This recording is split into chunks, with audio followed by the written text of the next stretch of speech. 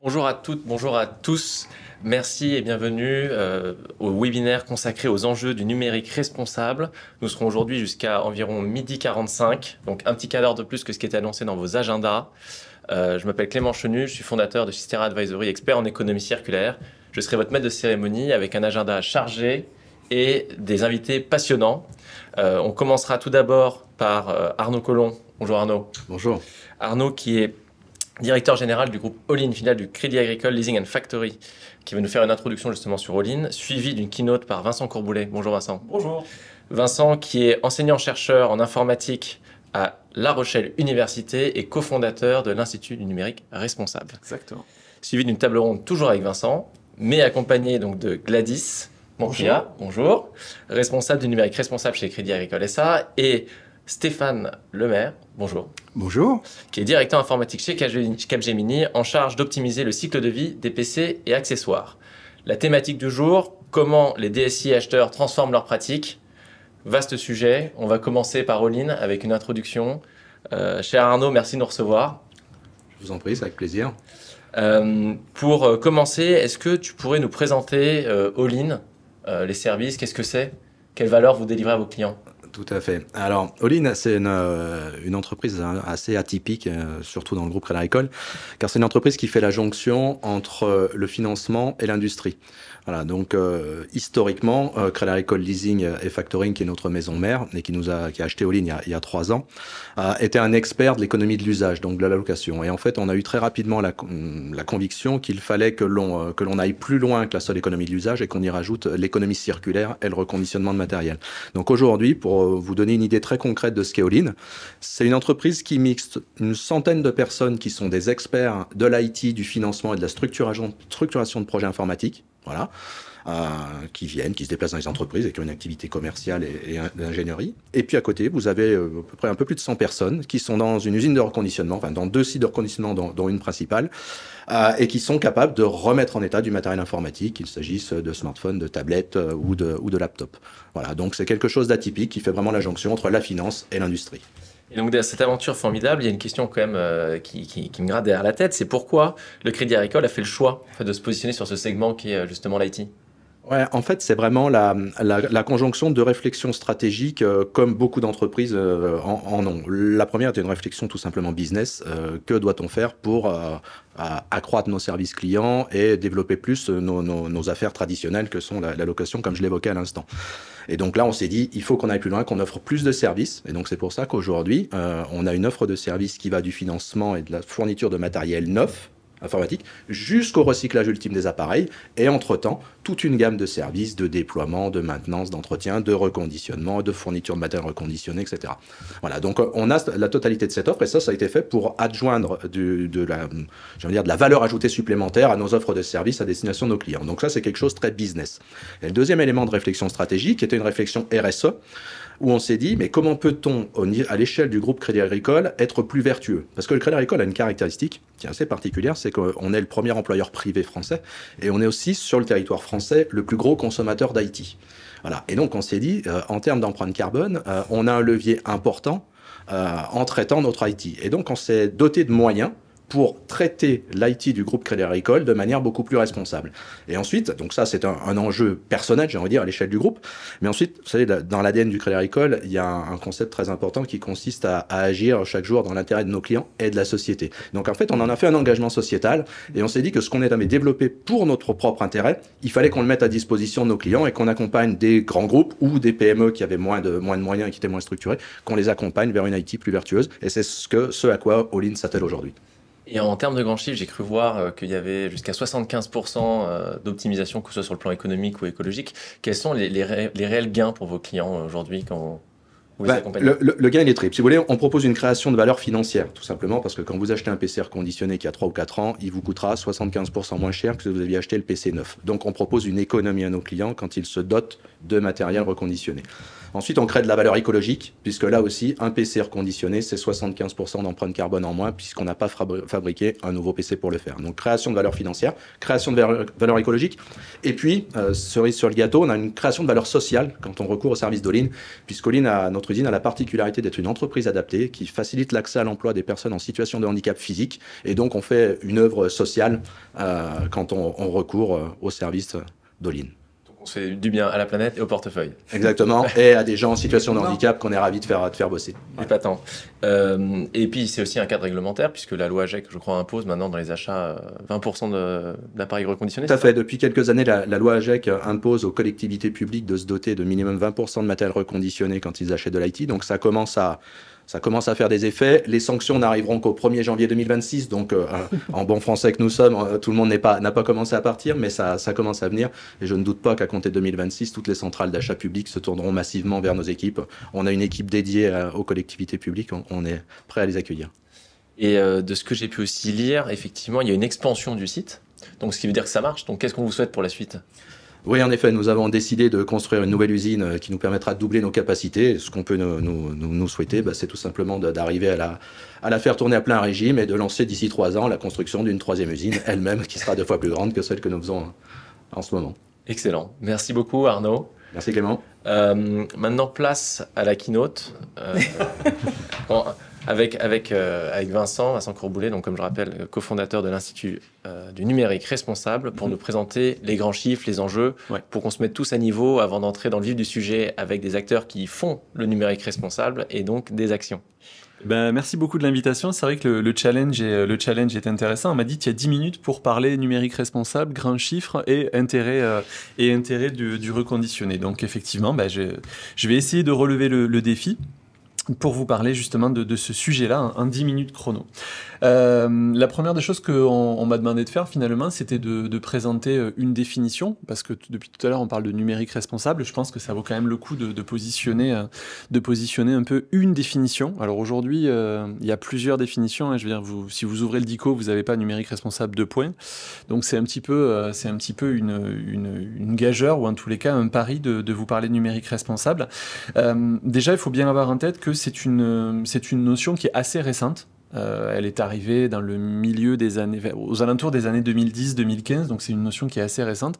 Avant, ça s'appelait Green IT, ça s'appelait numérique, etc. Donc c'est assez compliqué. Nous, on a été un certain nombre à parler numérique responsable, en se disant que le numérique responsable, c'était 2 choses. Déjà, c'était toutes les démarches qui visent à améliorer l'empreinte économique, sociale et environnementale du numérique. Et on est bien sur les 3 piliers du développement durable: économie, sociale et environnementale. Et on parle d'amélioration plutôt que de diminution, parce qu'effectivement, le numérique, on aimerait bien accroître son impact économique, accroître son impact social, si l'impact est positif. Donc c'est ce qu'on appelle le Green IT, c'est l'amélioration de l'empreinte économique, sociale et environnementale du numérique.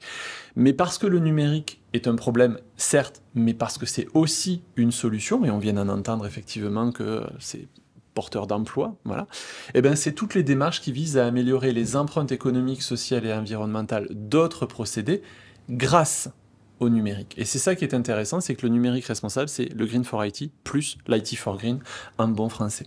Autre chose intéressante, et vous l'avez mentionné, et c'est vrai que c'est intéressant, c'est de se dire finalement que cette amélioration de l'empreinte doit être envisagée sur tout le cycle de vie, depuis le premier coup de pioche pour extraire le cobalt, l'or, le tantal, le tungstène, jusqu'à la fin de vie et à la gestion des déchets. Et donc c'est pour ça que cette définition, elle est intéressante, c'est amélioration globale, autant en considérant le numérique pour un problème que pour une solution, tout au long du cycle de vie. Et la notion de cycle de vie est intéressante, elle permet en fait d'avoir un outil pour éviter le greenwashing, hein, tout simplement. Quand on parle de sujets aussi sérieux dans un monde qui est aussi challengeant, et quand vous êtes par exemple une entreprise de type Crédit Agricole, forcément vous êtes attendu au tournant, donc vous devez avoir une certaine exigence de ce que vous dites, et pour ça globalement c'est vrai que l'analyse de cycle de vie, c'est quand même l'outil aujourd'hui qui est normalisé et qui permet de savoir véritablement les impacts sociaux, environnementaux et économiques du numérique. Donc le cycle de vie, c'est quelque chose de très normalisé sur lequel on ne peut pas se permettre de raconter n'importe quoi. Alors de façon un tout petit peu plus détaillée, le cycle de vie, c'est du multicritère, pour éviter d'avoir des transferts de pollution ou de passer des choses sous le tapis. Mais voilà, c'est sur tout le cycle de vie, sur plein de critères différents, être capable de quantifier les impacts avec des chiffres précis pour qu'on sache dire, ben voilà, c'est 75% de diminution lorsqu'on fait ci, ou 20% d'augmentation lorsqu'on fait ça. C'est souvent très long, très compliqué, très difficile à obtenir, et c'est pour ça que des fois on fait des analyses de cycle de vie monocritères, très souvent orientées gaz à effet de serre. Voilà. Je vous ai mis l'exemple d'un Dell là sur lequel, par exemple, on peut avoir des informations de dire, voilà, dans cet exemple-là précisément, la fabrication de ce PC portable, c'est 110 kg d'émissions de gaz à effet de serre, alors que l'usage sur 5 ans ne représente que 35 kg. Donc ça permet un peu d'avoir un certain nombre de drivers de KPI pour piloter une politique. Donc ça, c'est un cycle de vie hardware. Ce qui est intéressant, c'est qu'on peut aussi avoir un cycle de vie software. Il y a des gens un petit peu foufous qui se sont amusés à faire des analyses de cycle de vie sur des services particuliers. Donc ça, c'est aussi intéressant. Et j'aime bien cet exemple, en fait, parce que la conclusion, elle est complètement... elle est assez difficile à intégrer, hein, pour ceux qui voient ces graphiques-là. Donc on est sur du multicritère. Et en fait, ce qu'on voit, c'est que la consultation des services bancaires, par exemple, sur ce site-là, non, c'est pas un service bancaire, c'est une application online, ce qu'on voit, c'est qu'en fait, l'impact environnemental majeur de la consultation d'un site internet à un instant T a eu lieu déjà potentiellement 3, 4 ou 5 ans avant, puisque les barres bleues qu'on voit et qui sont les plus impactantes, finalement, sont liées à la fabrication du matériel et du device. Donc effectivement, tout ça, finalement, converge vers cette prise de conscience que vous avez indiquée, qui est de dire, oui, c'est la fabrication qui aujourd'hui impacte, et plus on fait durer la durée de vie de nos équipements, plus on les réutilise, plus ces émissions, cet impact-là diminue. Si jamais il y avait besoin de le prouver encore plus, je me suis amusé à vous fournir un graphique absolument illisible, j'en suis conscient, mais qui permet finalement de comparer l'impact, là aussi multicritère, entre un impact neuf de référence, celui qui est à 100%, c'est la barre bleu marine à 100%, voilà, et puis comparer par rapport à d'autres scénarios.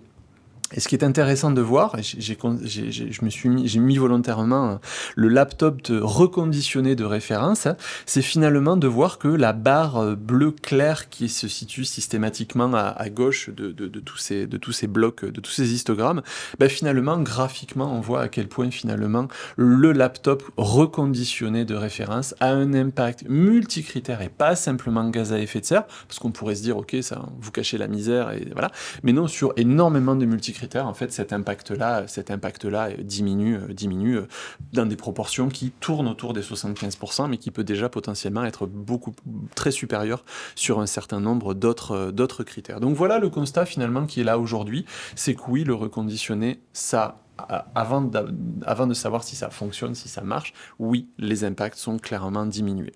Une autre piste de référence, c'est pas simplement l'achat de reconditionné, c'est aussi évidemment la location de matériel qui permet d'avoir toute une série d'autres avantages et qui s'entendent très très bien avec le reconditionnement, énormément d'avantages à la fois pour le client mais aussi pour l'organisme, l'entreprise qui gère cette flotte d'IT. Prenez l'exemple simple de location de voiture, de location longue durée de voiture, on voit que finalement c'est du gagnant-gagnant. On achète un service, la mobilité autant que l'utilisation d'IT, versus l'entreprise qui permet d'avoir une gestion de flotte beaucoup plus cohérente. On achèterait des heures de PC ? Alors on achète des heures de PC, ça se fait déjà, et clairement aujourd'hui, oui, la solution de dire, en fait, j'ai pas besoin le device, en fait, je m'en fiche. Sauf si c'est un marqueur social, mais à ce moment-là, il faut se poser les bonnes questions.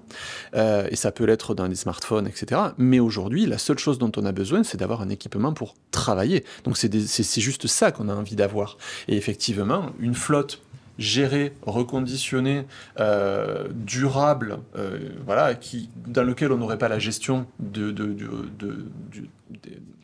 la réparation, finalement, a que des avantages en soi. Ça, jusqu'à maintenant, ce dont je parle finalement, on aurait presque l'impression que c'est une espèce d'écosystème assez réduit dans lequel on fait des ACV, enfin c'est compliqué, etc. Ce qu'il faut voir aujourd'hui, c'est que tout cet écosystème qui est vraiment vertueux est accompagné par un contexte législatif qui était inexistant il y a 10 ans et qui aujourd'hui vraiment est plutôt très positif pour l'écosystème.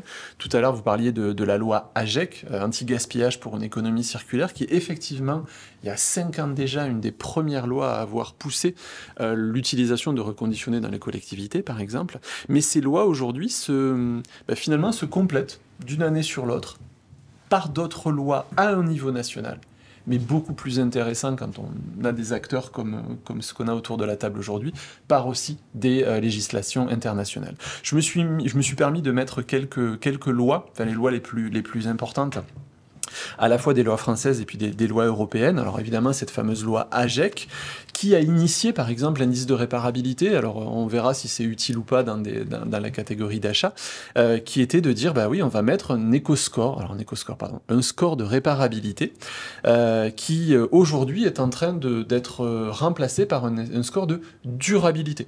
Voilà, et donc ça c'est aussi quelque chose, en tant que particulier, on peut acheter ces équipements avec ces indices de durabilité.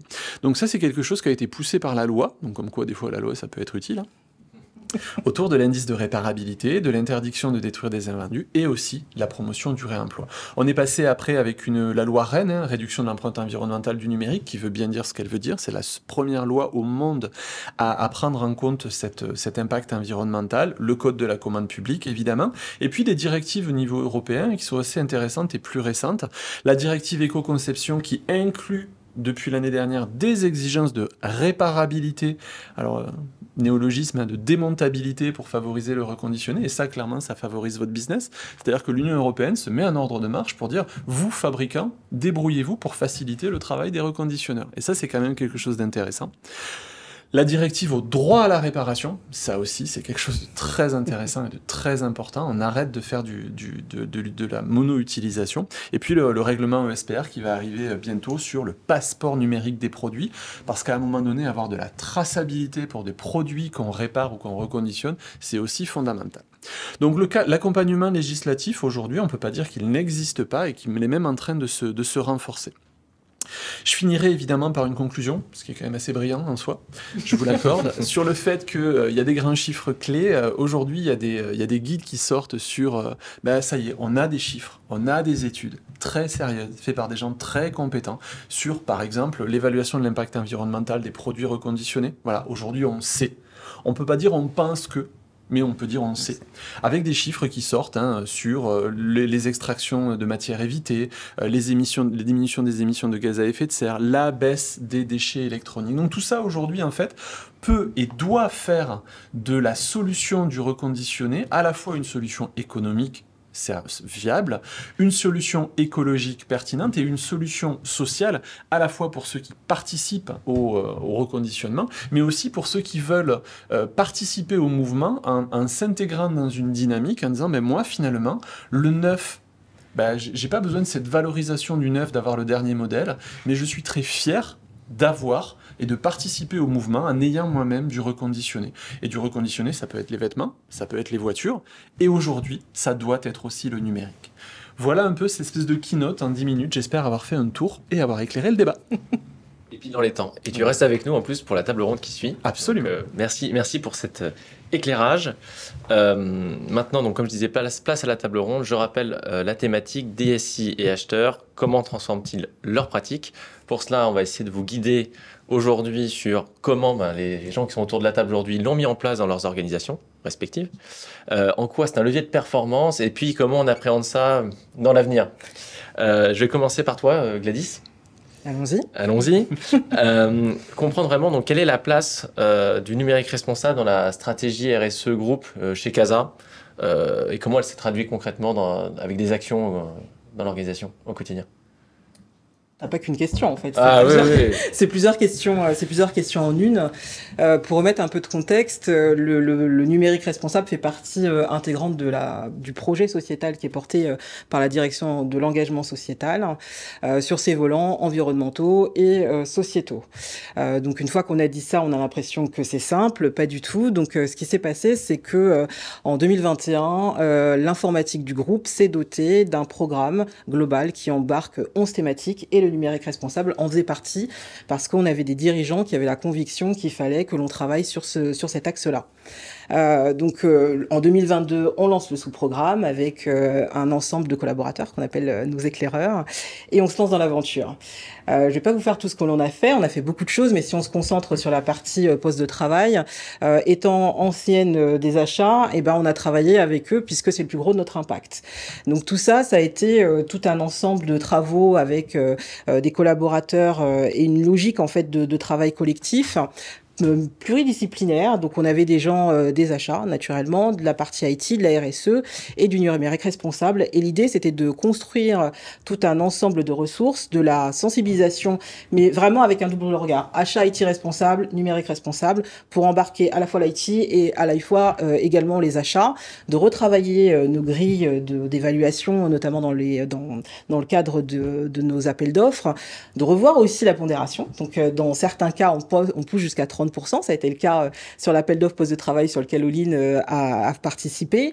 Et puis, on a dans cette grille, en fin de compte, multicritères, ça revient en fait à ce que tu expliquais, Vincent, d'avoir cette logique en fait d'ACV, de l'extraction jusqu'à la dépollution. Et puis, on a été challengé en fait par nos dirigeants qui nous ont demandé d'aller plus loin, toujours un cran plus loin. Donc, c'est là où on voit aussi la maturité, je dirais, de notre top management et d'aller chercher des engagements. Et des engagements qu'on va tracer en fin de compte sur toute la durée du contrat, parce que forcément quand on est dans un appel d'offres, on se montre plus beau que l'on est, ou avec vraiment des ambitions, et l'idée c'est vous êtes engagé, on le tient jusqu'au bout et on a un scoring en fin de compte que l'on suit. Tu parlais de l'indice de durabilité ou de réparabilité, c'est quelque chose que l'on regarde parce que finalement ça nous donne aussi des indications. Fascinant, donc un embarquement en interne, de la transversalité, du sponsorship. Vous avez dû faire aussi un peu plus large pour jouer collectif, aller embarquer vos fournisseurs, j'imagine. On essaie d'embarquer les fournisseurs dans une logique un peu, McDonald's. Venez comme vous êtes et venez nous présenter un petit peu ce que vous faites chez vous et on fera, je dirais, le même exercice. On voit que les fournisseurs progressent, on aimerait beaucoup plus de transparence, mais par rapport au moment où j'ai quitté les achats en 2022, on a quand même des choses qui se mettent en place. On a aussi des fournisseurs qui travaillent ce qu'ils appellent des Sustainability Council, et ça je trouve intéressant parce que finalement ils réunissent leurs plus gros clients ou des clients très diversifiés, ils nous partagent finalement leur feuille de route, mais aussi les écueils qu'ils peuvent avoir, parce que des fois on est aussi dans des modèles un petit peu je dirais complexes où ils sont pas forcément en lead, et c'est de se dire comment on travaille collectivement en fait à bouger les lignes. On parlait de l'INR c'est un organisme qui est pour nous important parce que c'est là où on travaille en fin de compte des frameworks. Il y a des réglementations mais faut aussi des frameworks, et puis même si on s'appelle Crédit Agricole, on peut pas tout bouger en termes de lignes, et c'est comment on construit en fin de compte et c'est comment on construit ensemble finalement ces frameworks, et d'avoir en fin de compte plus de poids quand on discute avec des fournisseurs qui sont HP, Dell, IBM, etc. Donc on a quand même des pure players en fin de compte sur la place. Merci beaucoup Gladys. On parle informatique, on a Capgemini autour de la table, donc forcément c'est un métier qui vous parle. Donc on aimerait savoir justement dans un groupe aussi large, tentaculaire aussi, comment vous mettez en place ces pratiques. Oui, bien sûr. Donc, Capgemini, oui, c'est un groupe d'aujourd'hui de 350 000 personnes. On est présent dans environ 50 pays, notamment en Inde et en France, qui est une société française à la base. Le groupe a défini sa politique en 2019, une roadmap. L'objectif, c'est de réduire au niveau des achats de 90% le bilan carbone d'ici 2040. On a un jalon, on souhaite d'ici 2030 réduire de 50%. Donc ça a été assez novateur. En 2019, on a mis un peu de temps à aligner tous les services.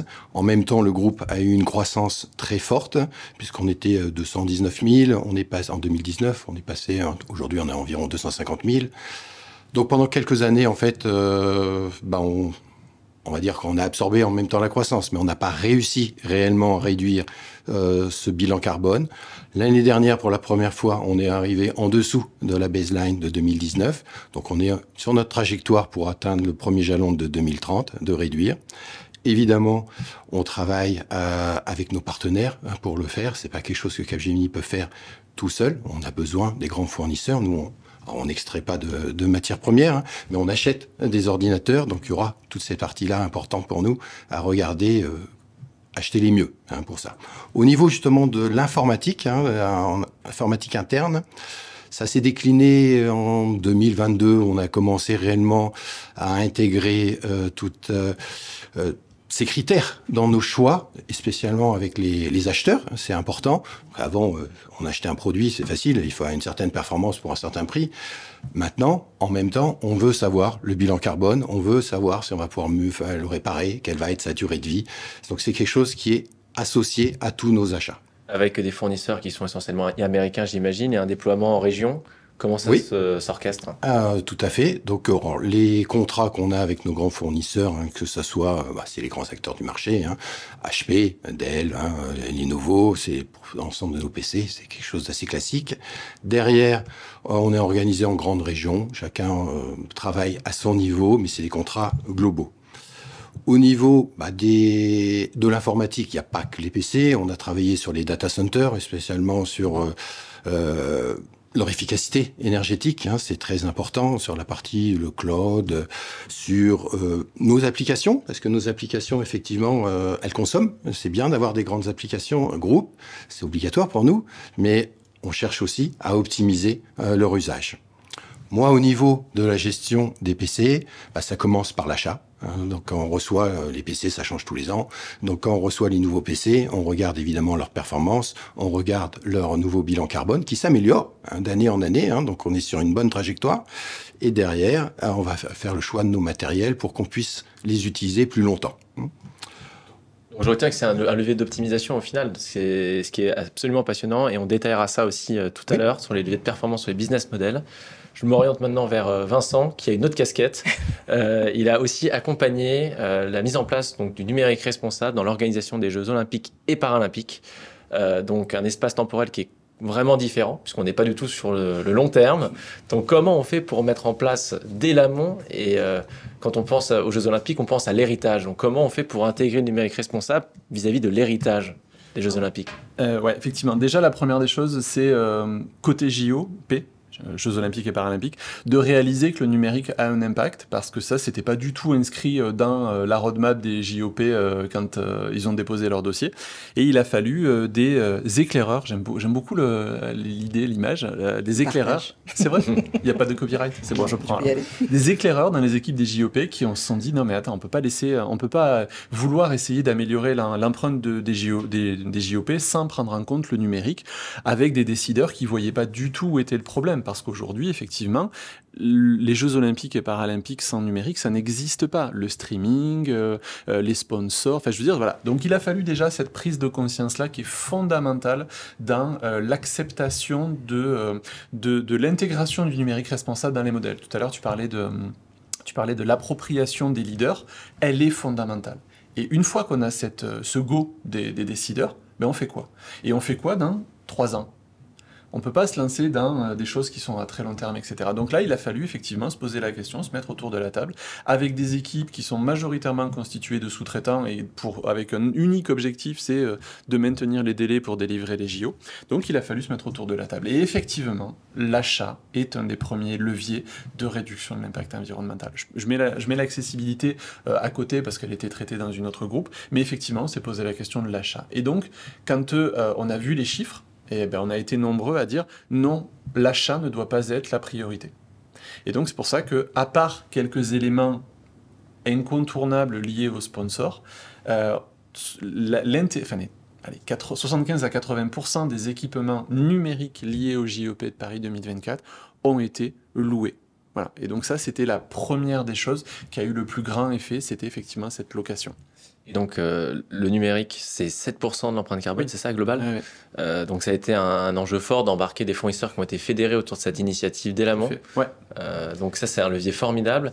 D'un point de vue articulation de cette stratégie, je crois qu'il y a 3 piliers. Est-ce que tu peux nous détailler un peu plus comment c'est mis en œuvre? Les 3 piliers, en fait, ils ont été toujours pareils. C'est comprendre, comprendre pourquoi est-ce qu'à un moment donné, on doit prendre en compte le numérique responsable dans la roadmap. Ensuite, c'est l'évaluation. À un moment donné, on veut bien faire des efforts, mais pourquoi? Enfin, pourquoi, pour combien plutôt. Et puis le troisième, ça a été effectivement l'acte décisionnel, plutôt l'acte d'action. Donc dans les 3 cas, en fait, on a essayé dans un espace-temps très contraint, d'essayer de trouver des actions qui, en plus, engageaient sur l'après. Tu parlais d'héritage, effectivement. Le premier levier de compréhension, ça a été la formation de toutes les équipes, parce qu'on savait qu'on avait beaucoup de jeunes piou-piou qui, après les JO, allaient se répartir et donc allaient servir d'éclaireurs dans les autres organisations. Donc ça, c'était plutôt très chouette. Le deuxième, c'était l'évaluation, mais c'était de mettre à disposition des outils pour permettre l'évaluation de l'empreinte carbone. Et aujourd'hui, si vous allez sur Internet et que vous regardez Coach Climat, vous êtes capable d'avoir des bilans carbone gratuits par des outils qui ont été certifiés pour les bilans carbone. Et puis le troisième, l'action, ça a été effectivement de tabler sur des partenariats, de tabler sur de l'éco-conception d'un certain nombre de sites internet. Alors, énormément de services numériques, plusieurs centaines de services numériques pour les JOP. On ne pouvait pas tout faire, donc on a choisi plutôt des têtes de gondole et on a essayé d'éco-concevoir en montrant tout l'intérêt que ça pouvait avoir.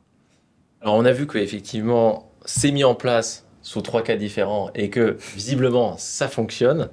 Donc, je me rends vers toi, Stéphane, justement pour comprendre dans le « ça fonctionne », tu as commencé à parler d'optimisation finalement des coûts. Comment on est capable de mesurer cette performance dans une machine comme Capgemini avec autant de collaborateurs et de géographie à gérer en simultané?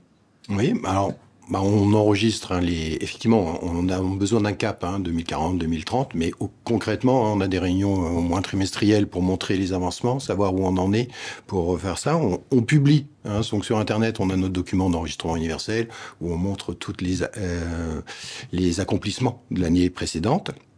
Nous, pour les PC, outre évidemment la garantie normale qu'on a, je pense que tout le monde a sur ces PC, on répare quand il y a des problèmes, des chocs, des choses comme ça importantes. Mais après, on a voulu, cette période de garantie, on a voulu essayer de reconditionner nous-mêmes nos matériels ou avec les grands acteurs du marché. On a commencé en 2023. On a réussi à en faire 2000. Et malheureusement, ça a été compliqué, parce que c'est pas simple, ça se trouve pas sur étagère, on n'en veut pas 10 ou 20, Capgemini, c'est une grande société, donc le volume complexifie énormément les choses. On a réussi à monter l'année dernière à en faire 7000. Cette année, on a l'objectif de monter à 10 000. On est en cours, comme j'ai dit, c'est pas évident, donc d'une solution globale, ce qui plaît le plus évidemment à Capgemini, on a dû s'orienter sur des solutions régionales. On a une solution européenne. On travaille beaucoup évidemment avec l'Inde puisque ça représente quasiment 50% de nos effectifs. Donc c'est énormément de PC. On travaille avec les différents constructeurs pour améliorer toujours le taux de réussite parce que ça ne marche pas à chaque fois et que ça ait du sens. Sur le terrain, donc, quel est le retour des utilisateurs? Est-ce que c'est un ressenti de vous fournissez des PC reconditionnés à des nouveaux arrivants, chaque nouvel arrivant a son PC reconditionné? Quelle est cette acceptabilité et ce déploiement et ce retour des utilisateurs en fait? C'est pas systématique, d'abord parce que vu le volume qu'on a réussi à faire, je suis incapable de donner un PC reconditionné à tous les collaborateurs de Capgemini, c'est juste impossible pour l'instant. Par contre, oui, c'est tout à fait possible. Un nouveau collaborateur peut l'avoir. Au début, pour avoir un retour absolument neutre, on a essayé, on ne l'a pas dit, parce que de toute façon, on ne distribue pas que des PC neufs depuis très longtemps. Donc, on avait déjà des PC qui avaient 2 ans, qui étaient en cours d'utilisation. Là, le PC, il avait 3 ans et plus, et ça a continué. Aujourd'hui, comme on a des PC reconditionnés en production depuis 2023, on peut s'apercevoir au niveau de leur usage qu'ils sont toujours en production. Pour la grande majorité, le nombre de retours n'est pas beaucoup plus important que sur des PC quelconques. C'est juste des PC qui sont un peu plus vieux, donc il peut y avoir un peu plus de retours, mais pas vraiment. Donc c'est une vraie réussite. Donc on pousse. Aujourd'hui on communique de toute façon dans nos documents. Et donc on a beaucoup de collaborateurs très contents de participer en fait à cette amélioration de notre préservation de notre planète. Donc je retiens que c'est aussi une thématique qui peut fédérer l'ensemble des collaborateurs au sein d'une organisation. Le changement des mentalités, tu as commencé à en parler lors de ta première question. Est-ce que tu peux nous détailler un peu plus justement dans cette logique de performance? Comment vous accompagnez ce changement au quotidien? Alors, ce qu'il faut retenir, c'est que le groupe Crédit Agricole, c'est une constellation d'entreprises avec des maturités différentes. Mais on a un game changer qui s'appelle CAGIP, qui est, alors CAGIP pour Crédit Agricole, groupe infrastructure plateforme, qui regroupe les infrastructures et la production du groupe Crédit Agricole, 80%, donc c'est énorme. Et sur l'axe, en fait, Digital Workplace, il y a eu, alors j'aime bien les associations, un peu comme pour la mode, on a fait Digital Workplace X numérique responsable. Et du coup, on a pu travailler avec les équipes dédiées côté CAGIP, la RSE aussi côté CAGIP, et puis nous, et les achats. Donc c'est vraiment une orchestration, en fin de compte, toujours collective. Et du coup, ça permet à la fois de sensibiliser. Ils ont travaillé sur un guide des éco-gestes numériques pour les collaborateurs. Ils ont travaillé, en fin de compte, une approche gestion cycle de vie en 5 étapes. Des achats, un peu comme Capgemini, jusqu'à la dépollution ultime, si je reprends tes propos avec Oline. Et dans l'entre-deux, c'est du paramétrage, mais c'est aussi l'accompagnement au sein des boutiques IT. Et ça nous permet aussi, au travers d'un outil qui est notre SI de pilotage carbone GreenPact, de pouvoir avoir l'impact, en fin de compte, carbone des équipements, mais aussi de pouvoir suivre en fait des KPI. Donc tu vois, c'est vraiment du collectif, et puis après, c'est de travailler aussi avec les fournisseurs, de voir de faire des choix tout simplement, et d'amener en fin de compte ce niveau de compréhension à la fois aux équipes achats, aux équipes IT et à nos dirigeants pour prendre en fin de compte des décisions éclairées. Et je pense que quand on parle en fin de compte de gains économiques ou de performance économique, c'est vraiment un travail entre les équipes DSI mais aussi leurs clients pour qu'ils prennent en compte, qu'ils aient en fait conscience de l'impact du numérique et comment on peut aller en fait un peu plus loin, et qu'on accepte en fait de faire des choix différents. Donc c'est une création de valeur 360 finalement. Ben ouais. Vincent. Oui, c'est moi. On a parlé héritage, on a parlé Jeux Olympiques. Logique de performance, donc ça veut dire que ça se traduit comment? C'est ce qu'il y a à la fin? On a fait des efforts pendant? Quel chiffre en fait? Comment vous avez mesuré cette performance? Alors, quand je suis arrivé au JO, on m'a dit le seul indicateur qui vaille, c'est que tout se passe bien. En date et en heure. Voilà. Après le reste, on peut essayer de broder autour, mais voilà l'indicateur principal. Ok, chef. Donc, une fois qu'effectivement on a cet ADN-là, parce qu'on ne peut pas dire on n'est pas prêt attendant une semaine, effectivement, il a fallu mettre en place des stratégies, et ces stratégies, elles se sont appuyées sur deux piliers majeurs, hein, effectivement, d'abord le matériel, et puis après, derrière, les services. Donc, le matériel, on en a un petit peu parlé, il a fallu trouver les partenaires pour être capable aussi vite de fournir autant de matériel sur une période aussi courte et être capable de fournir derrière après la seconde vie et d'assurer la seconde vie. Donc là, effectivement, ça a permis aussi une montée en compétence des prestataires qui ont été choisis et challengés. Donc ça, c'est vraiment la structuration de cet axe, c'est il y a un avant, un pendant et un après. Il n'y a pas simplement je signe un bon de commande, je reçois, j'utilise, je jette. Donc ça, c'était important. Et puis après, l'éco-conception logicielle des services numériques, pareil, même chose. Les services doivent tourner, mais comment est-ce qu'on s'y prend pour les faire tourner? Quels sont les indicateurs, l'accessibilité, l'empreinte environnementale? Et derrière, il a fallu, en plus de ces deux piliers-là, il a fallu se dire, ok, mais on mesure comment? On mesure comment pour pouvoir se comparer? Et bien là, il a fallu se relever les manches et puis regarder les guides qui existaient en essayant, sans viser l'excellence, la 4e chiffre après la virgule, mais trouver les gros leviers pour être sûr à peu près d'avoir des ACV qui soient tenables et qui soient surtout justes. Donc on est sur une logique de comment je fais pour définir le plus tôt possible le juste besoin ou le juste usage de ce que je vais consommer. Exactement. Et donc on a des chiffres un peu sur des écrans ou des imprimantes que vous avez... Ouais, alors déjà il a fallu faire l'inventaire total de ce que les autres jeux avaient nécessité. Donc là on est, alors je vais essayer de ne pas dire de bêtises, hein, mais on est sur des chiffres de plusieurs dizaines de tonnes d'équipements numériques et de plusieurs dizaines de milliers, voire centaines de milliers d'équipements numériques, plusieurs centaines de services numériques. Donc on voit qu'on est devant un inventaire qui est juste hallucinant. Et après, effectivement, on s'est dit, ok, mais de quoi on a réellement besoin? Et pour vous donner juste un exemple qui est assez... on a des écrans partout au JO, hein, je ne sais pas si vous avez eu la chance ou pas d'ailleurs d'aller sur les sites, mais il y a des écrans absolument partout. Ben, nous, on s'est dit, OK, on va essayer de les mettre aux bons endroits. Et on est passé de JO, des précédents JO qui étaient à environ 8500 post télé, on est passé à 6000. Donc de 8500, on est passé à 6000. Et quand on voit l'impact environnemental d'un écran, on se dit, OK, on a quand même fait le job. Et plus loin que le nombre, c'est la taille des écrans qui ont été aussi challengés. C'est-à-dire qu'à un moment donné, on pourrait se dire, OK, on va prendre le plus grand, on est sûr que ça fera le job. Bon, nous, on a calculé... on a essayé d'adapter véritablement à la profondeur des pièces, au positionnement de l'écran, et on a réduit, là aussi, on a réduit assez drastiquement la diagonale des écrans à disposition. On a fait la même chose avec les copieurs, et on a fait la même chose avec à peu près tous les équipements numériques. C'est mieux acheter, mieux utiliser, ne pas les mettre là où il n'y en avait pas besoin, et adapter aux besoins justes par rapport à nos usages. Voilà un petit peu la politique qu'on a essayé de déployer au JO. Qui s'est déployé visiblement sur les collaborateurs qui ont travaillé pour la mise en place de ces JO et l'expérience. Et elle n'a pas du tout été dégradée. Non, au contraire. Non, au contraire. Moi, exactement. Voilà. Après, effectivement, on en parlera peut-être, mais il a fallu évidemment naviguer entre les contraintes. En contrainte, si on met un peu la focale sur l'avenir, quand on regarde effectivement certaines tendances géopolitiques ou l'intelligence artificielle, donc plusieurs perturbateurs finalement vis-à-vis de l'économie actuelle.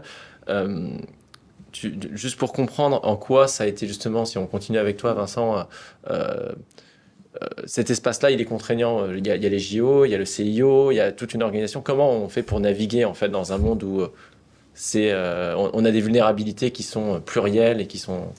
On développe des compétences d'adaptation. on accepte l'imperfection. Voilà, entre ce qu'il faudrait, parce que l'écosystème l'exige, et la réalité, eh bien, on accepte de transiger. Non, pas de transiger. On accepte d'essayer de trouver un compromis acceptable par toutes les parties.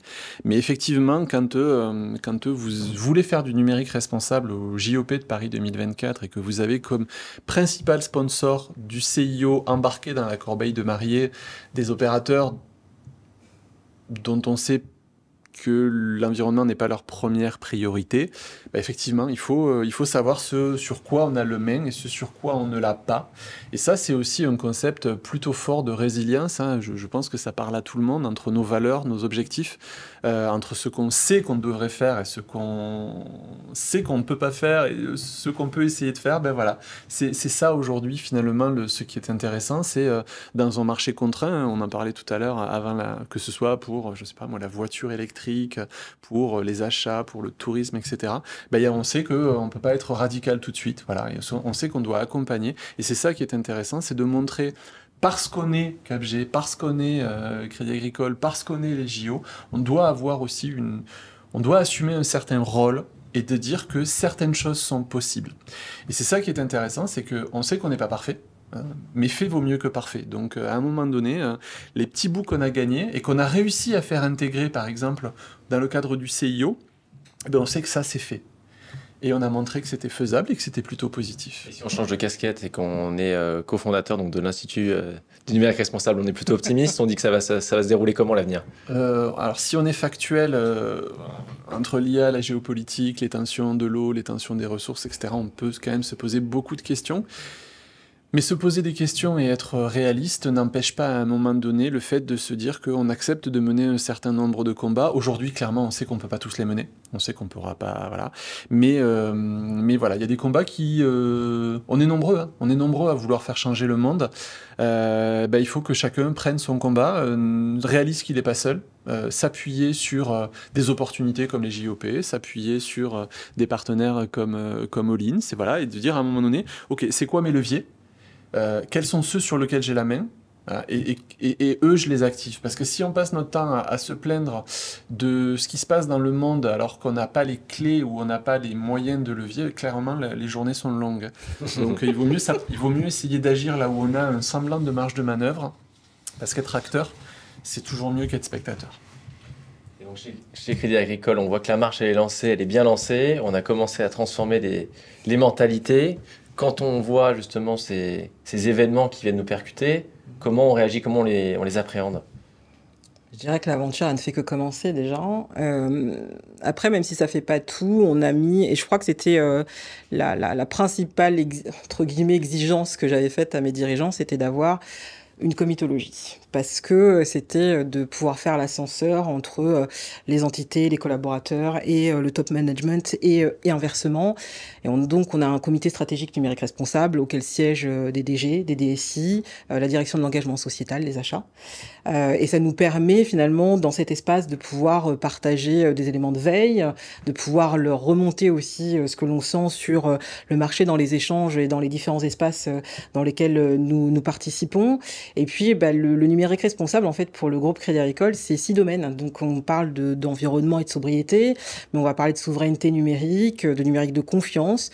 T'en as parlé, d'accessibilité aussi, et d'acculturation, formation et de qualité de vie et de conditions de travail. Donc, tu vois, tout cet espace, ça nous permet d'être très transversal, d'embarquer en fin de compte à la fois l'ensemble des composantes de l'IT, de travailler avec les risques, la cyber, et d'embarquer en fin de compte que chacun prenne un petit bout du numérique responsable et qu'on puisse en fait avoir finalement ce rôle un peu de tour de contrôle. Et on a aussi une design authority, on en a 7 en fait dans le groupe qui vont de la data, de l'IA, de la sécurité, etc. Et le numérique responsable en a une.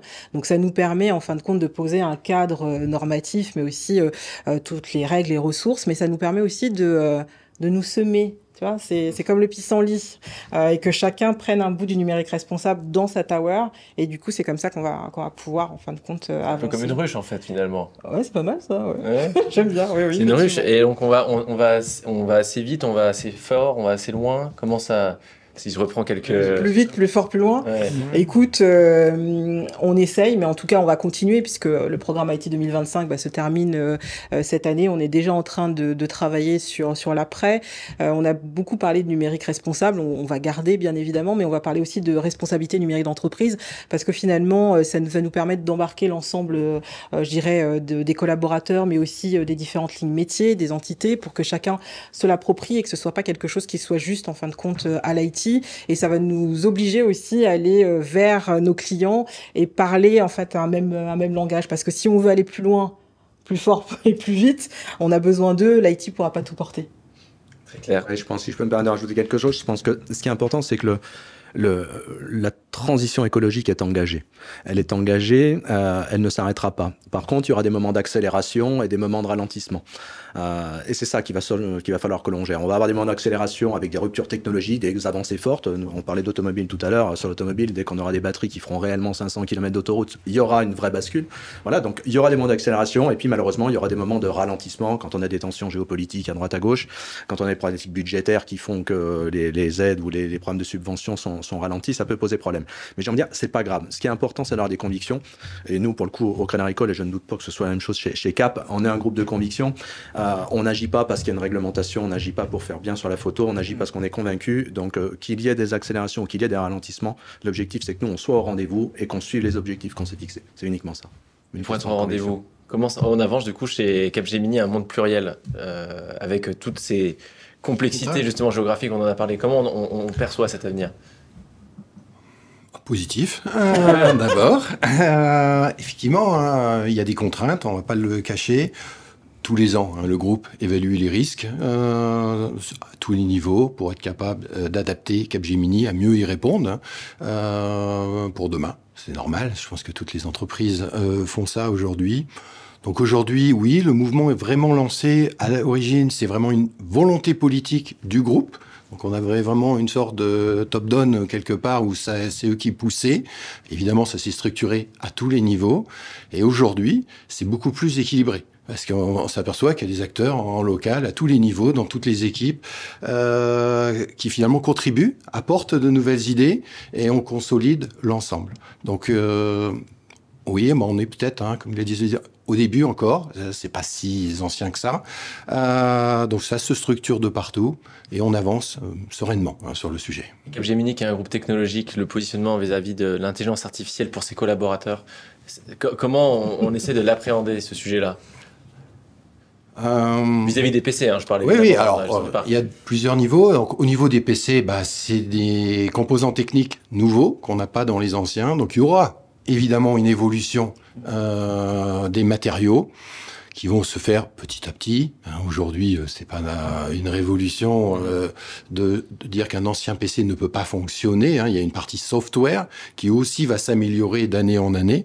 Donc on a commencé, évidemment, à prendre compte ce critère. Et petit à petit, sur quelques années, une durée de vie moyenne d'un parc, on espère pouvoir garder en usage peut-être 5 ans. Un PC, c'est l'idéal. Ça répond très bien à cette croissance qu'on va avoir sur plusieurs années, qui est déjà commencée. Donc c'est un levier aussi pour transformer les métiers finalement que vous avez. On va en faire un levier, c'est évident. Derrière, grâce à l'IA générative, à tout ce que ça peut apporter à différents niveaux, on sera plus productif, on pourra produire plus de choses, mais à la conception, on le souhaite rentrer la durabilité dedans dès la conception, pour que ça soit des solutions qui soient aussi bonnes pour notre futur. Merci beaucoup. Donc je retiens de cette table ronde au final que c'est lancé, qu'on y croit, que ça délivre de la valeur et qu'en plus, tout le monde est partie prenante. Donc finalement, jouer collectif est un véritable levier de transformation et cette transformation qu'est le numérique responsable est une capacité pour fédérer finalement autour de cet enjeu de transition beaucoup plus global l'ensemble des collaborateurs. Je pense que pour tous ceux qui nous ont écoutés aujourd'hui, c'est un petit vent d'optimisme quand même, ça fait du bien avec les acteurs qui font justement cette transition, ce pas vers la transition. Et donc pour conclure, Arnaud, si tu avais un conseil finalement à donner, à partager à nos amis DSI et acheteurs. Ok, alors peut-être pour conclure, déjà remercier nos invités là, qui nous ont permis de mettre en exergue le fait que le chemin vers le numérique responsable commençait à être balisé, voilà, et qu'on commence à y voir clair et qu'il ne fallait pas avoir peur de s'y engager. Donc merci beaucoup pour votre présence. Si j'avais 2 conseils à donner au DSI, alors avec beaucoup de modestie, je pense que le premier conseil que je donnerais au DSI, qu'il soit DSI de grands groupes français ou DSI de PME qui travaillent avec des grands groupes français et que leur transition numérique soit engagée ou qu'elle soit encore sur la table et tout à construire, je leur dirais qu'il faut être confiant. Confiant parce qu'il existe un chemin, il n'y en a pas qu'un, il y a forcément une solution pour chaque DSI. On n'oppose pas le matériel neuf et le matériel reconditionné. C'est un ensemble, donc venez nous voir, nous allons structurer un projet qui pour certains comprendra 100% de matériel reconditionné et pour d'autres seulement 2%. Mais venez nous voir, on trouvera des solutions et que vous ayez un data center à construire, un ERP à implémenter ou quelques milliers de smartphones ou de laptops à remplacer, il y a forcément une solution vers un numérique plus responsable. Donc franchement, soyez confiants. Soyez confiants aussi tout simplement parce que le matériel reconditionné, si on zoome sur la partie matérielle, le matériel reconditionné est garanti comme l'est un matériel neuf et son taux de panne n'est pas supérieur au même matériel quand il était neuf. Voilà, donc vous n'aurez pas de souci de fonctionnement, donc soyez vraiment confiants. C'est le premier conseil. Et puis le deuxième conseil, ce serait soyez ambitieux. Soyez ambitieux parce que quand on résume ce qu'on s'est dit, on a dit ouais ok, si je fais du numérique responsable, je vais faire des économies financières, c'est important, donc je vais me mettre des KPI pour suivre et m'assurer que j'ai vraiment fait des économies, c'est bien. Je vais mettre des KPI sur la partie écologique, ok, quelle est mon empreinte carbone, comment ça évolue tout ça. Donc ça c'est bien, il faut absolument le faire. Mais j'ai envie de dire soyez ambitieux et allez plus loin et allez jusqu'à la sécurisation de vos données et faites du reconditionnement de vos matériels ou de leur recyclage en fin de vie un élément essentiel de votre sécurité informatique. On le voit, de plus en plus de grands groupes se tournent vers nous pour s'assurer que leur data, parce qu'en fait la vraie richesse dans un ordinateur, c'est pas l'ordinateur en tant que tel. Alors oui, il y a un peu d'or, il y a du platine, il y a plein de choses très bien à récupérer. D'ailleurs, pour la petite histoire, ça coûte moins cher à tout le monde d'extraire de l'or de l'ordinateur que de l'extraire d'une mine. Donc voilà, faites-le, avancez en ce sens et vous verrez que l'essentiel, finalement, résidera dans la sécurité que vous aurez à confier vos ordinateurs à des gens qui vont sécuriser vos datas à fond. Donc c'est là où nous, forcément, le groupe Crédit Agricole, on se positionne, puisque, vous savez, on a pris des engagements très forts en termes d'anonymisation et de sécurisation des données de nos clients. Dans la banque, c'est quelque chose d'essentiel. Et en fait, c'est là-dessus qu'on se positionne. Et nous, notre promesse de valeur, c'est de dire à des entreprises françaises, vos ordinateurs et vos datas ne quitteront jamais le territoire français et seront traités en permanence par des collaborateurs du groupe Crédit Agricole au plus haut standard de ce qui existe sur le marché. C'est ça que je vous propose de mettre. Donc soyez ambitieux et ne vous contentez pas de faire des économies et de l'écologie, mais allez jusqu'à faire de la sécurité data derrière de vos ordinateurs. Pour ça, vous travaillez en boucle ouverte et boucle fermée, c'est ça ? Exactement. À mon tour donc de vous remercier toutes et tous pour cette table ronde qui était passionnante. En synthèse, jouez collectif, soyez confiants, soyez ambitieux. On a tout pour réussir cette transformation. Je vous propose maintenant de passer aux questions-réponses. Je vois qu'il y a certains de nos auditeurs qui ont partagé leurs pensées. La première qui est de Pierre. Le modèle de possession d'équipements IT est-il encore pertinent dans un monde qui valorise l'usage, la sobriété et la circularité? Qui veut s'y coller? Un volontaire? Passage de la possession à l'usage. Je veux bien m'y coller. Pour le coup, je vous répondrai non. Il n'est plus pertinent aujourd'hui dans la mesure où les évolutions technologiques font que si on veut conserver des ordinateurs récents, il faut pouvoir en changer régulièrement. Alors ça s'applique aux ordinateurs, ça s'applique à tout un tas d'autres domaines. Aujourd'hui, je refais le lien avec l'automobile. Moi, si on me demande de conseiller quelqu'un sur le type de véhicule qu'il faut acheter, je suis bien embêté. La meilleure solution, c'est sans doute de louer son véhicule pour être certain que dans 3 ans, on ne se retrouve pas avec un véhicule qui soit obsolète en termes de technologie. Donc pour les ordinateurs, c'est un petit peu la même chose. Louez-le, mettez des services agrégés autour, y compris des services qui vous permettront d'être RSE. Et vous serez bien plus gagnant que si vous les achetez. Ça me fait penser à un point évoqué sur le changement des mentalités. Le fait que finalement, avoir un PC qui a déjà été utilisé, c'est pas forcément qu'on est moins valorisé en tant que collaborateur. Non, pas du tout. Je pense que on n'a peut-être pas parlé en fait de conduite du changement, et je pense que ça fait partie de la conduite du changement, et c'est ce que l'on travaille et ce que l'on va renforcer en fin de compte dans les prochaines années. Je dirais que le modèle de possession, c'est quelque chose aussi qui se travaille, c'est-à-dire qu'on va pas passer d'un modèle à un autre. Ça peut être du mixte. En fait, dans le groupe Crédit Agricole, on a des gens on a des entités qui sont sur de l'acquisition, de la location, mais c'est comment en fin de compte on amène aussi de la valeur, et c'est ce que tu expliquais, Arnaud. Donc je pense qu'il y a vraiment, puis on le sent sur le marché, on voit bien aussi les constructeurs qui vont vers ces modèles-là. Maintenant, je pense que chacun doit trouver son compte avec cette logique de durabilité. Ce qu'on veut, c'est garder nos équipements le plus longtemps possible, aller au-delà des 4 ans, je dirais qui sont l'âge moyen, en fin de compte, de nos équipements à date. Deuxième question de Julien. Qui dit « Je comprends les enjeux liés à l'achat d'IT reconditionné, mais ma crainte au sein d'une organisation de plus de 500 collaborateurs porte sur la sécurisation des données. » Ça me rappelle quelque chose. Et le niveau de fiabilité des équipements. Comment répondez-vous à cela? Peut-être on va commencer par Capgemini parce que vous le faites aussi en boucle fermée, et puis voir comment vous, All-in, vous gérez ce sujet-là. Ça vous va? Alors nous, un peu même dans la suite de la première question, alors nous on achète nos ordinateurs. Pour des raisons de sécurité, on a aussi pris la décision de ne reconditionner que nos propres appareils pour être sûr de la source de ces appareils-là. Aujourd'hui, les données donc restent à Capgemini, ne jouent pas. Après, All-in en particulier qui gère la fin de vie de nos PC sur toute l'Europe du Sud, effectivement, la première chose que All-in va nous rendre, c'est un certificat de destruction de toutes les données sur les disques. Il existe des solutions certifiées pour ça, donc c'est très bien fait. Après, bien sûr, les matériels sont soit recyclés, soit réutilisés, c'est encore mieux. Évidemment, à Capgemini, on n'a aucun enfouissement. Tous les appareils sont bien traités sur la fin de vie. Donc je veux dire, on n'a pas trop ce problème-là, puisqu'on est sur un écosystème, pour nous, fermé. Les données ne quittent pas Capgemini, sauf juste avant leur destruction. Et la première chose qui est faite, c'est de détruire toutes ces données qui, par définition d'ailleurs, sont cryptées sur tous les PC. C'est un véritable contrat de confiance, c'est ça? C'est ça, c'est un véritable contrat de confiance. Nous sommes engagés contractuellement d'ailleurs à rendre ce service, donc c'est la moindre des choses. C'est l'élément qui est essentiel chez nous, c'est la destruction des données. Et pour la petite histoire, c'est anecdotique, mais sachez que ça existe si vous êtes intéressé. On a certains de nos grands clients, de très grands groupes français, qui pour certains PC, notamment les PC les plus sensibles des cadres dirigeants de leur groupe, nous demandent une destruction du disque dur. Et donc nous avons un process, nous avons un broyeur de disques durs, si vous souhaitez visiter notre usine. Nous avons un process qui permet de broyer les disques durs et de garder une trace physique du disque dur qui a été broyé pour être certain que les données n'auront pas pu en être extraites. Voilà, donc on peut aller jusque-là si la sécurité l'exige. Pour le coup, visiter l'usine, ça vaut vraiment le coup. Vous verrez que c'est l'industrie de demain. On n'est pas du tout sur que des étapes de manutention qui vont tout doucement avec des process pas du tout standardisés. On est vraiment sur une industrie qui se développe de plus en plus et qui s'accélère, ce qui est plutôt rassurant d'ailleurs vis-à-vis de l'activité qu'on veut tous développer autour de cette table.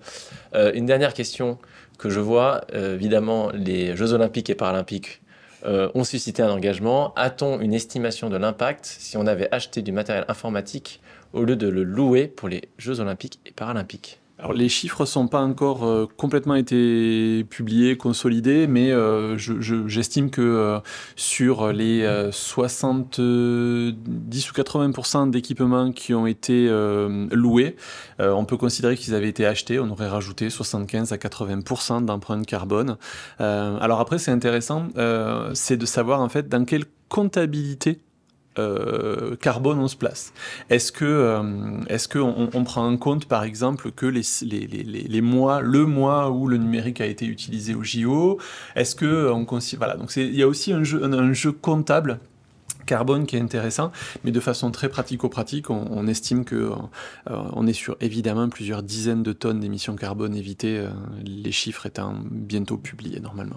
Un point, on avait 75% sur du reconditionné, donc si c'est loué versus acheté. Oh ben 75% d'empreinte carbone. Alors loué, non, reconditionné, oui. Voilà, mais on est sur ce chiffre-là, ouais. Et pour information, les équipes des JO sont en train d'être démantelées. Elles ont été démantelées progressivement, mais il restait encore des collaborateurs qui... C'est suffisamment douloureux pour moi. Voilà. Donc elles sont en train d'être démantelées progressivement et le matériel utilisé, donc les ordinateurs et tous ces matériels-là, arrivent sur le marché aujourd'hui de leur seconde vie. Et donc nous avons bon espoir chez All-in de récupérer la totalité de ces matériels dans notre usine de Lunel. Il fait le lien avec une autre question de Christophe, qui pour le coup s'adresse à tous, mais c'est un très bel exemple.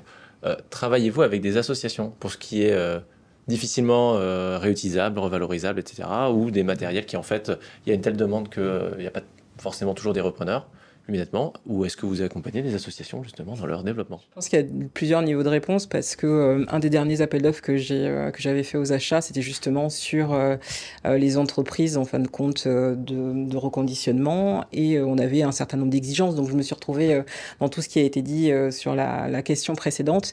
Oui, on travaille avec des associations parce qu'il ne faut pas oublier que le groupe Crédit Agricole agit sur l'ensemble du territoire. Donc l'idée, c'est de passer par un partenaire comme All-in, bien évidemment, et de travailler aussi avec des associations. Au sein des caisses régionales, on a ce qu'on appelle aussi les points passerelles. Et les points passerelles, c'est comment on accompagne en fin de compte des clients qui sont en difficulté, qui n'ont pas les moyens en fin de compte d'acheter du PC neuf. Et effectivement, on reconditionne et on remet à disposition, géré par d'autres biais. Et puis après, ça peut être des associations aussi scolaires. Donc il y a vraiment cette logique, en fin de compte, tu le disais avec notre raison d'être, c'est comment on accompagne tous nos clients sur tous les territoires et quelle que soit gérer leur situation. Quelqu'un d'autre qui veut parler de oui, sur les associations, nous, à Capgemini, on fait des donations tous les ans de milliers de PC. Alors pas uniquement en France, mais dans quasiment l'ensemble des pays du groupe. Donc c'est quelque chose d'important. Donc là, on parle forcément de matériels qui sont complètement opérationnels, qui sont remis. Donc toutes les données, évidemment, ont été purgées, réinstallées. Le matériel est prêt à l'emploi et il est donné à de très très nombreuses associations.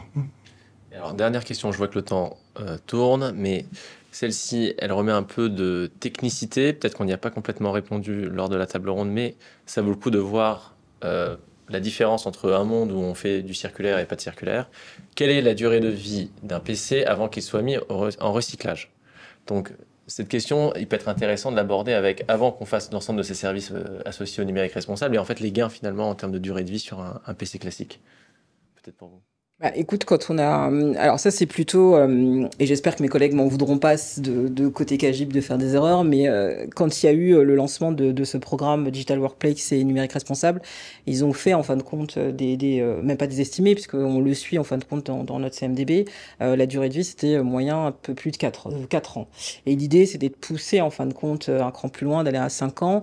Dans l'appel d'offres, en fait, que l'on a mené, on a demandé aussi à avoir, qu'on puisse avoir un stock aussi de pièces détachées. Donc c'est ce que permet aussi la réglementation et de challenger nos fournisseurs pour permettre en fait cette réparation. Donc l'idée c'est 5 ans. Si ça tourne bien, si on peut aller un peu plus, écoute, on ira un peu plus.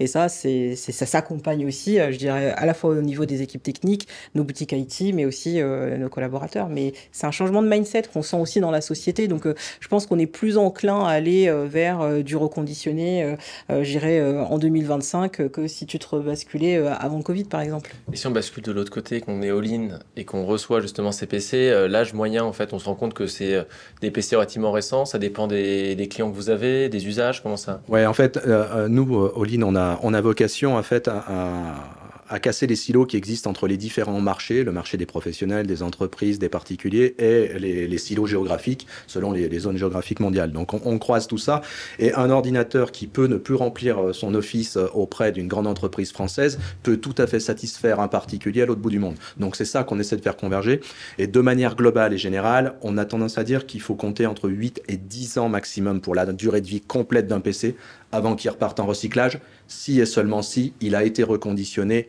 en milieu de vie. C'est-à-dire que s'il est reconditionné 3 fois 3 ans, ou s'il est reconditionné tous les 4 ans, on peut lui donner de vie qui durera entre 8 et 10 ans. Voilà. On peut pratiquement doubler sa durée de vie. Ah, on peut doubler sa durée de vie, c'est certain. On peut doubler sa durée de vie. Parfait. Écoutez, merci à tous, merci à toutes pour cette table ronde, que je rappelle l'intitulé DSI et acheteurs, comment transforment-ils leurs pratiques pour un numérique plus responsable? Merci, et puis bonne fin de journée à tous. Merci beaucoup. Merci beaucoup. Merci à tous.